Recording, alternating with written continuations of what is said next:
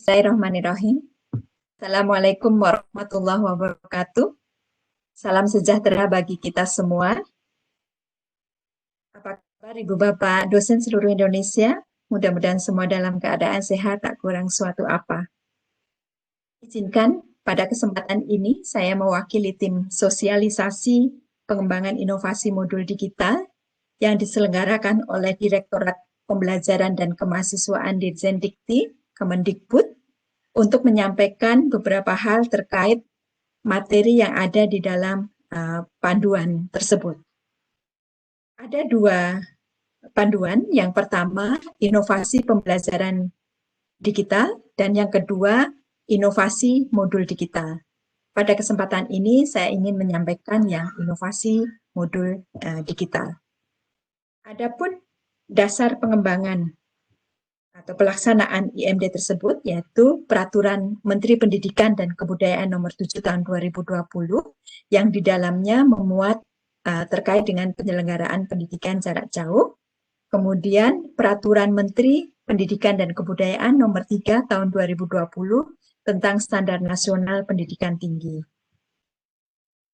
Tujuan dari bantuan dana IMD tersebut yaitu mendorong program studi dalam hal ini dosen untuk mengembangkan modul digital yang inovatif dan terbuka dalam rangka mendukung implementasi program Merdeka Belajar Kampus Merdeka. Sasarannya, bertambahnya jumlah konten materi terbuka yang ada di SPADA Indonesia, yang ini juga dikaitkan dalam hal mendukung implementasi program Merdeka Belajar Kampus Merdeka. Persyaratan pengusul, yang pertama, dosen pengusul berasal dari program studi akademik terakreditasi A dan AIPT minimal akreditasi B. Kemudian dosen pengusul memiliki rekam jejak dalam pengembangan modul yang diimplementasikan dalam pembelajaran mata kuliah daring.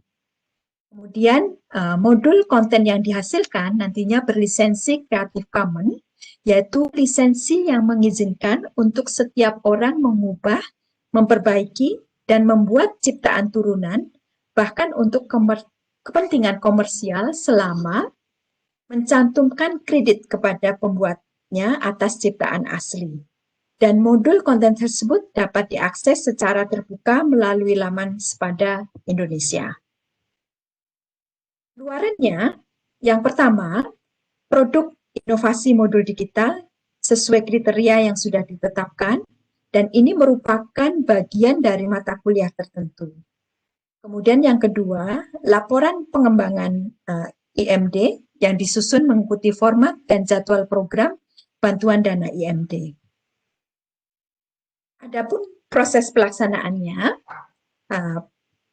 proposal yang disubmit akan diseleksi, kemudian yang lulus nanti akan dilakukan proses kontrak, diteruskan dengan BIMTEK, kemudian melakukan proses pengembangan, dan akan dilakukan proses review, kemudian nanti akan diunggah di laman SPADA Indonesia, kemudian nanti akan dilakukan monitoring dan evaluasi dan proses pelaporan. Adapun jadwal, panduan ini sudah diumumkan sejak tanggal 22 Mei tahun 2020, kemudian akan dilakukan sosialisasi di awal Juni 2020, dan materi ini dikaitkan juga dengan sosialisasi tersebut. Kemudian batas akhir submit proposal yaitu 30 Juni, kemudian akan dilakukan proses seleksi di awal Juli 2020, kemudian minggu kedua Juli akan diumumkan hasilnya. Di minggu kedua Juli akan dilakukan rangkaian kegiatan yaitu kontrak, kemudian akan dilakukan BIMTEK, dan akan memulai proses pengembangan inovasi modul digitalnya. Pada minggu keempat Oktober, itu akan dilakukan proses monitoring dan evaluasi, kemudian batas akhir pengumpulan pelaporan yaitu 5 November 2020. Adapun kriteria IMD, yang pertama, menunjukkan aspek keunggulan inovatif dalam modul digital atau dalam rancangan instruksional atau dalam pemanfaatan teknologi atau di dalam student engagement atau dalam mengakomodasi kebutuhan mahasiswa berkebutuhan khusus. Kemudian, memuat materi mata kuliah secara utuh untuk satu semester atau sebagian sesuai dengan beban SKS mata kuliah atau capaian pembelajaran minimal setara 1 SKS yang ditetapkan dalam rancangan pembelajarannya termasuk asesmen dan evaluasi. Kemudian modul yang dikembangkan ini harus dapat diakses secara terbuka dan gratis pada Sepada Indonesia, pada sistem manajemen pembelajaran Sepada Indonesia. Kemudian memanfaatkan beragam objek belajar digital yang diproduksi sendiri, kemudian IMD yang dihasilkan merupakan bahan ajar mandiri yang dapat dimanfaatkan oleh mahasiswa atau dosen seluruh Indonesia. Adapun jumlah bantuan dana yaitu maksimum 50 juta per modul digital. Proses pengajuan proposal nanti diajukan ke Direktorat Pembelajaran dan Kemahasiswaan sesuai dengan kriteria yang sudah ditetapkan. Adapun modul yang diajukan itu memuat karakteristik umum, yaitu semuanya terkait sebetulnya modul ini mengajak pembelajar bisa melakukan pembelajaran secara mandiri, sehingga di dalamnya ada desain atau ada rancangan self-paced learning materials-nya, kemudian ada self instruction-nya dan seterusnya, dan di dalam modul tersebut memuat juga beberapa terkait dengan learning activity, self-assessment, dan proses segmentasi dari modul tersebut, atau kita sebut di sini chunking. Setiap modul digital diajukan dalam satu proposal, dan setiap perguruan tinggi dapat mengajukan maksimal 5 proposal. Mohon diingat, jadi perguruan tinggi tidak menjadikan satu proposal yang akan diajukan, tetapi setiap proposal itu, setiap pengajuan itu satu proposal. Jadi kalau ada perguruan tinggi akan mengajukan 5 proposal, maka akan 5 proposal, maka akan ada 5 proposal, tidak dijadikan satu. Jadi seperti itu ketentuannya. Kemudian dokumen yang disertakan dalam proposal, yang pertama surat pengantar dari pimpinan perguruan tinggi, kemudian yang kedua lembar pengesahan, formatnya ada di dalam panduan, kemudian pernyataan kesanggupan, ini juga formatnya ada di dalam panduan, kemudian pernyataan bebas plagiat, ini juga formatnya ada di dalam panduan.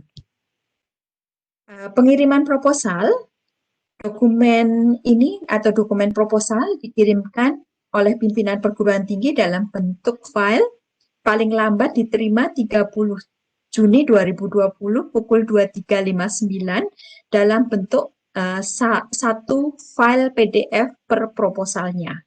Format penamaannya mengikuti format berikut ini, jadi nama perguruan tinggi, underscore nama pengusul, underscore modul digital, underscore 2020.pdf. Dokumen tersebut diunggah pada sistem Sepada Indonesia, yaitu sepada.kemdikbud.go.id. Akan dilakukan proses seleksi proposal, yang lolos akan langsung dilakukan kontrak sesuai jadwal yang tadi sudah disebutkan. Kemudian ada proses pemberitahuan juga, berarti yang tidak lolos berarti ditolak. Kemudian hasil seleksi nanti akan ada diumumkan melalui laman sepada.kemdikbud.go.id dan laman dikti.kemdikbud.go.id. Proses kontrak, penandatangan kontrak dilakukan oleh pimpinan perguruan tinggi terkait. Kemudian setelah ada penandatangan kontrak, maka perguruan tinggi akan segera mengembangkan IMD tersebut sesuai kriteria yang sudah ditentukan di dalam panduan. Proses pengembangan dan review, yaitu setelah penandatangan kontrak, nanti perguruan tinggi dapat segera mengembangkan IMD-nya, Kemudian pada saat pengembangan akan dilakukan review oleh tim yang telah ditunjuk sebagai reviewer. Kemudian pada saat bersamaan tim pengembang IMD dari perguruan tinggi akan juga melakukan proses perbaikan atau revisi. Kemudian proses perbaikan ini akan dilakukan selama masa pengembangan tersebut sampai modul tadi dinyatakan layak oleh tim reviewer. Adapun proses monitoring dan evaluasi dilaksanakan oleh Direktorat Pembelajaran dan Kemahasiswaan dengan tujuan untuk kesinambungan modul digital oleh masing-masing perguruan tinggi pengembang. Kemudian kesinambungan yang dimaksud itu adalah untuk menjamin bahwa proses pembelajaran telah sesuai standar mutu modul digital yang dilakukan melalui proses monitoring secara berkala. Adapun pelaporannya yaitu pelaporan bantuan dana pengembangan inovasi modul digital diunggah pada laman spada.kemdikbud.go.id paling lambat tanggal 5 November 2020. Terima kasih Ibu Bapak dosen semua dan selamat mempersiapkan proposal.